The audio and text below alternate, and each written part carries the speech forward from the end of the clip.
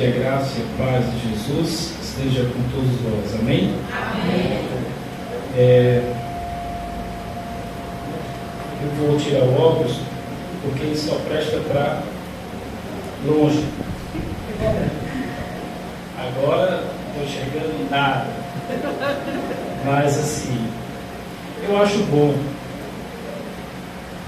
porque como eu não consigo enxergar o rosto de vocês, não consigo vê-los. Estava vendo quando o óculos estava em mim, mas o Espírito Santo conhece cada um de vocês e o coração de cada um de vocês, e certamente Deus tem uma palavra para nós nessa noite. Amém, queridos? Amém. Seja bem aceitas as palavras da minha boca e o meditar do meu coração seja unicamente de louvor a Ti, Senhor. Amém. Queridos, que alegria estar aqui conhecendo mais uma parte do povo de Deus. Eu estou na igreja episcopal já há 4 anos e atualmente estamos ajudando como pastor auxiliar o reverendo Adilson, lá em Maranguape 2, né? Olha, eu estou tão novo lá que eu não sei se é 1, 2 ou 3, mas Maranguape 2. E também trago as saudações em nome de Jesus do nosso bispo Adonias, que não pôde estar aqui hoje e nos deu essa missão tão difícil de representá-lo. Mas trago também saudações do bispo para cada um de vocês, para o nosso pastor também. E o bom de chegar aqui nesse lugar é que quando você chega, você já contempla o milagre de Deus. É só olhar aqui para o pastor Gustavo, é só olhar para ele que você começa a glorificar o nome de Jesus. Pastor, hoje a sua vida é um testemunho da bondade, misericórdia e graça de Deus sobre essa casa, sobre a sua vida e sobre a sua família. Amém. Meus irmãos, nesta celebração de hoje, somos convidados pelo Senhor a aguardar um novo tempo que se inicia com o Natal de Jesus em nossos corações. É por isso que a igreja veste roxo. Estamos no tempo do advento, no tempo da expectativa, da esperança do nascimento, da comemoração do nascimento do menino Jesus, que nasceu numa manjedoura, um lugar inóspito, inconveniente, mal cheiroso. Esse lugar representa nada mais, nada menos do que o nosso coração. O nosso coração era assim também. Mas quando Jesus nasceu nele, ele foi tomado de repleta luz, beleza e glória. De modo que nossa vida e nosso coração é morada do Espírito Santo. À luz do texto lido nessa noite, nós vamos aprender, olhando para o exemplo de Herodes, como não aguardar a chegada do menino Jesus. Esse é um exemplo negativo, o exemplo de Herodes. É um exemplo de como não aguardar. O exemplo dos magos já é um exemplo diferente.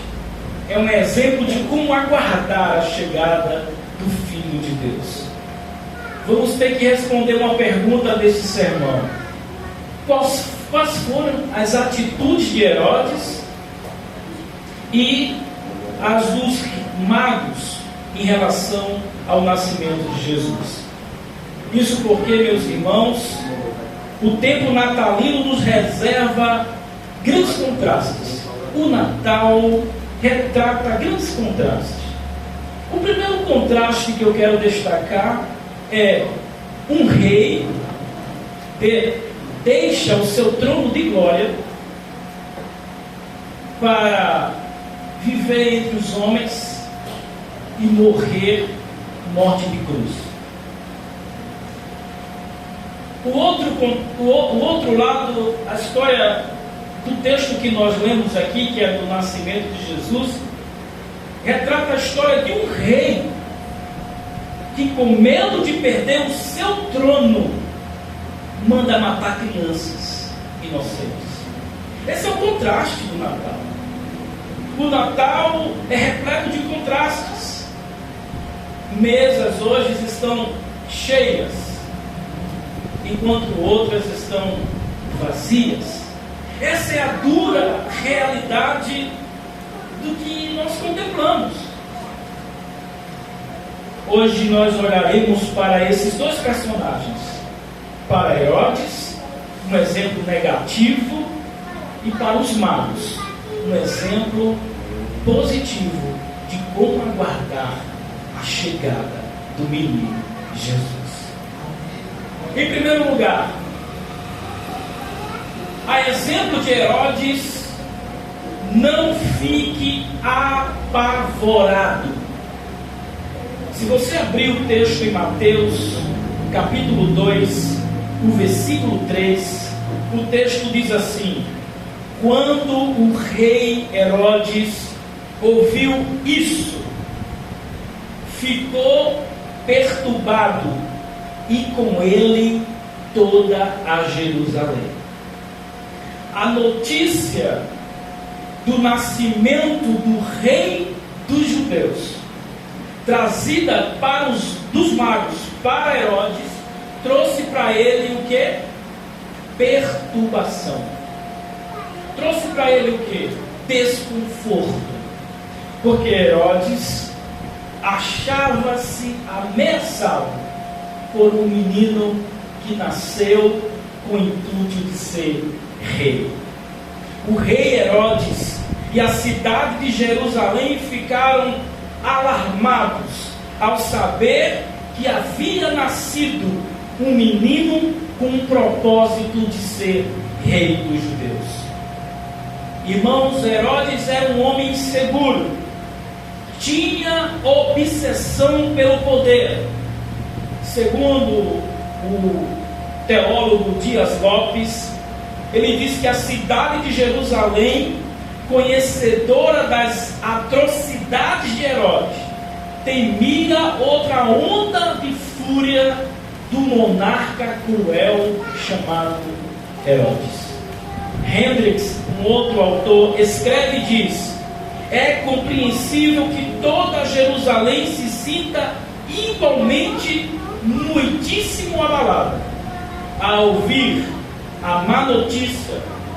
O velho rei reaviva as últimas brasas de sua energia moribunda e igualmente muitíssimo abalado. Ele então age. De fato, ele se torna ativo. Ele reúne, ele convoca, ele envia, ele prescruta, ele se ira, ele mata e ele então também morre. Tudo isso porque o seu trono estava sendo ameaçado com a notícia do Natal, com a notícia do nascimento do menino Jesus. Portanto, a primeira lição que aprendemos de forma negativa é: não fique apavorado. Como assim? Quando o anúncio do Evangelho de Jesus chega por meio da mensagem ao coração do homem, ele também tem reações semelhantes à do monarca Herodes. Porque quando a mensagem do Evangelho chega para o coração do homem, a mensagem do Evangelho só quer uma coisa: o trono do seu e do meu coração, o governo e o domínio da minha e da sua vida. É por isso que muitas pessoas, quando ouvem a mensagem do Evangelho, sabem que não pode mais ter o domínio sobre a própria vida, sabe que não pode andar mais do mesmo jeito, sabe que precisa mudar. E muitas vezes isso traz pavor, isso muitas vezes traz Como diz o texto aqui, a palavra grega, o verbo usado no texto para perturbar, é a palavra heteraxte, traduzida em algumas versões por alarmar, perturbar. Traz em si a figura de uma água que se tornou turva por meio da agitação. É assim. Sabe, irmãos, lembro-me agora da mensagem do precursor do Messias, João Batista, quando estava lá no deserto da Judéia. Quando ele começou a pregar que viria o Salvador, diz a palavra de Deus que os escribas, que os soldados, que outros homens de posse se aproximaram de João Batista, e ao perceber aquela mensagem, eles disseram assim: o que faremos, João Batista? Como que a gente vai viver agora? Depois dessa sua mensagem que tornou tudo turvo para nós. Nós não sabemos mais agora o que fazer. E João Batista começa a dizer: arrependei-vos, arrependei-vos. Eu vos batizo com água para arrependimento dos pecados de vocês, mas eu quero dizer, vem um aí que é maior do que eu. Eu não sou digno de desatar a sandália dos pés dele. E quando ele vier, aí você vai ver ele tomar o trono do seu coração, ele tomar o trono da sua vida. Você não vai mais andar por vista, você não vai mais andar da forma que você quer andar. A mensagem do Evangelho faz isso com a gente. Ela destrona o nosso ego. Porém, Herodes não queria deixar o trono. E por causa disso, Herodes comete várias atrocidades. A história de Herodes não é uma história bonita nem fácil. Ele chegou a mandar matar até os seus próprios entes queridos, que ameaçavam o seu trono. Quantas pessoas assim agem também na sua própria vida? Talvez não matando como Herodes de forma literal, mas matando com desdém, com desprezo, com a falta de amor, com a falta do abraço, com a falta da manifestação do Evangelho em sua vida. E muitas vezes essas pessoas ainda se declaram pessoas cristãs.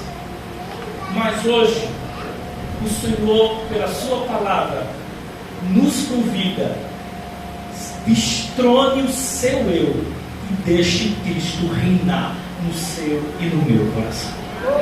Não tenha medo, não temas, porque Ele vai fazer isso pelo seu Santo Espírito.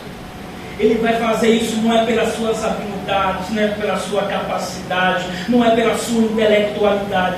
Ele vai fazer isso pelo poder da palavra e pelo ministério do Espírito Santo na igreja de Jesus Cristo, que é viva. Aleluia.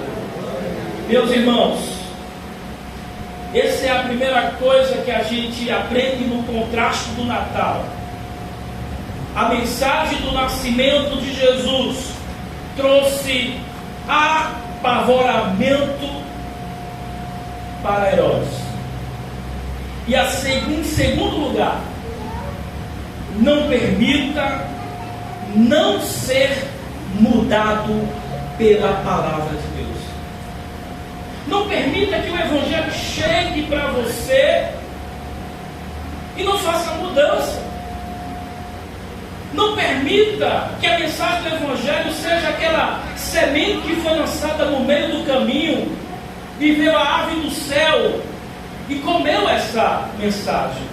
Não permita sair dessa noite sem um compromisso com a palavra de Deus de dizer: eu vou mudar sim, eu vou ser uma versão melhor de mim mesmo.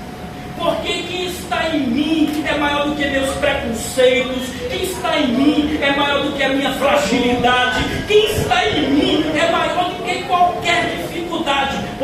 está em você é o Espírito Santo de Deus, que pode provocar em você uma grande mudança. Quando Herodes sabe que o menino vai nascer, o que é que ele faz? Ele procura a palavra. Ele manda chamar os sacerdotes. Ele manda chamar os escribas. Ele diz: olha, procura aí, aonde é que o menino vai nascer? E os sacerdotes chegaram perto de Herodes e disseram: ó, está escrito aqui que é em Belém de Judá. Essa palavra era para mudar o coração de Herodes. Era para Herodes dizer: as palavras do Senhor é verdadeira. Era para Herodes dizer: as promessas do Senhor se cumprem. Mas ao invés disso, ele utiliza-se daquela informação do profeta, da profecia, para ir em busca do menino e matá-lo. E o pior de tudo é que ele é dissimulado. Ele diz para os magos: vão lá, procure o menino, e quando você achar o menino, me avise, porque eu também quero ir lá fazer o quê? Adorar. Quando na verdade o que havia no coração de Herodes era um desejo, um sentimento assassino. Irmãos, muitos hoje, em nome do Evangelho, em nome da palavra, usa-se de uma piedade falsa, estão longe de ser piedosos e vivem uma vida como a de Herodes. Não permita não ser mudado pela palavra de Deus. O Evangelho chega hoje ao meu e ao seu coração, para que hoje nós começamos a ser uma melhor versão do que nós éramos antes. Que a palavra de Deus hoje nos torne melhores filhos. Que a palavra de Deus nos torne hoje melhores pais. Que a palavra de Deus nos torne hoje melhores membros da comunidade, da paróquia El Shaddai. Porque a palavra de Deus precisa cair num coração fértil. E quando a palavra de Deus cai num lugar desse, num coração fértil, se prepare para frutificar para a glória do nome de Jesus. Desejamos em Cristo, pelo poder da palavra de Deus, que essa paróquia continue ficando pequena para aquilo que Deus deseja realizar por meio de mim, por meio de você, porque a glória de Deus faz mudança na nossa vida. Que haja essa boa dor de cabeça no pastor, de dizer: o povo não cabe mais na igreja, o que é que eu vou fazer? E o Senhor vai fazer muito mais daquilo que pedimos e daquilo que pensamos. Alegria no Senhor. O nosso Deus é grandioso. O rei, ele convocou os sacerdotes, os escribas do povo, para indagar aonde Cristo deveria nascer. A exemplo de Herodes, a mensagem do Evangelho para muitos corações o torna mais egoísta, achando que o controle da situação está em suas mãos. A informação da palavra de Deus deve destronar os nossos planos egoístas para dar lugar aos planos altruístas de Deus.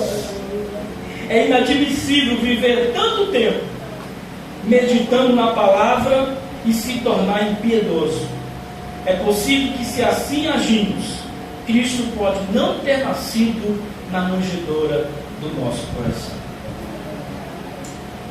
Meus irmãos, tivemos dois exemplos negativos com Herodes.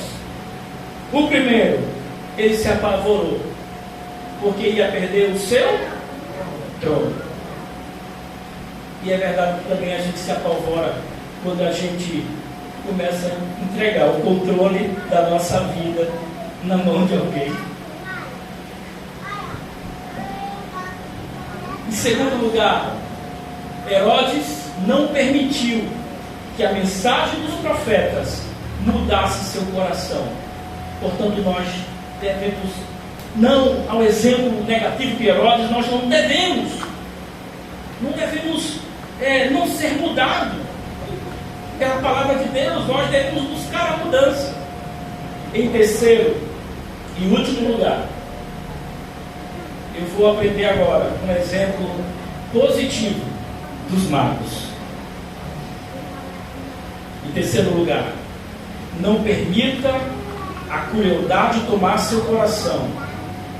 Deus tem sempre um escape para você. Aleluia. Nesse Natal, Deus finaliza com essa última parte da mensagem, essa terceira parte, que diz que Deus tem o controle de toda a situação em suas mãos. Deus sabia aonde o menino ia nascer. Deus sabia o plano de Herodes. Deus sabia de tudo. E do céu, Ele governava todas as situações. Herodes disse para os magos: quando vocês chegarem lá e virem o menino, vocês venham aqui me dizer, porque eu quero ir lá adorá-lo. Dissimulado, mentiroso. E a palavra de Deus diz no versículo 12 do capítulo 2 do Evangelho de Mateus: e tendo sido advertido em um sonho para não voltarem a Herodes, retornaram à sua terra por outro caminho. Eu quero dizer, por meio da palavra e pelo Espírito Santo de Deus que está aqui nessa igreja, Deus tem um caminho diferente para mim, para você, para a sua família e para a sua casa. Esse caminho não é um caminho para Herodes, esse caminho é orientado pelo Espírito Santo de Deus. Hoje, pela sua palavra, o Senhor fala ao seu coração e diz para você: eu tenho uma orientação diferente para a sua casa, eu tenho uma orientação diferente para essa igreja, eu tenho uma orientação diferente para esse ministério, porque eu sou o Senhor que tem um governo sobre todas as coisas. Aleluia. E diz o texto que os magos não voltaram pelo caminho de Herodes. Mas Herodes não ficou satisfeito. Ele foi em busca. Ele queria acabar. Ele queria eliminar aquele que ameaçava o trono dele. E olha o que diz o versículo 13 do capítulo 2 do Evangelho de Mateus. Depois que os magos partiram, um anjo do Senhor apareceu a José em sonho e lhe disse: levanta-se, tome o menino e a sua mãe e fuja para o Egito. Fique lá até que eu diga, pois Herodes vai procurar o menino para matar. Irmãos, o inimigo, escuta o que eu vou lhe dizer, ele não descansa, ele não brinca de ser inimigo. Ele está toda hora maquinando, buscando arrancar de nós isso que nós temos aqui hoje. Essa comunhão e essa liberdade para louvar e adorar o nosso Senhor e Salvador Jesus Cristo. Essa noite de celebrar o nascimento do nosso Senhor e Salvador. Essa convivência em comunidade e em família. O inimigo está buscando todo o tempo a jogar uma semente que traga discórdia, que traga transtorno. É possível que durante essa semana você tenha ouvido, escutado uma mensagem negativa. Algo talvez que pudesse até trazer tristeza para o seu coração. E que talvez você pudesse até ter dito: eu não vou não para a igreja não. Eu não vou para aquele encontro não.